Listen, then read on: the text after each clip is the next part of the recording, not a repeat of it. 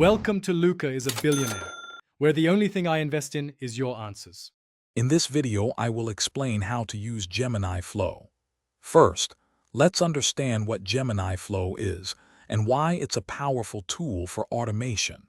It allows you to connect different applications and services, creating custom workflows that save you time and effort. You can build sophisticated processes with ease, making your digital life much simpler and more productive. Now, let's get started building your very first flow. From the Gemini Flow dashboard, select Create New Flow. You'll then see a blank canvas where you can drag and drop various actions and triggers. Connect these components using the arrows to define the sequence of your workflow. It's like building with digital blocks, making complex automation accessible to everyone. Once your components are on the canvas, it's time to configure them. Double-click any action or trigger to open its settings panel.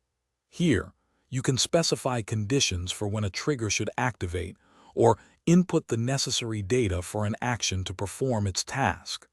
For example, you might set a trigger to activate when an email arrives, or an action to send a message with specific content.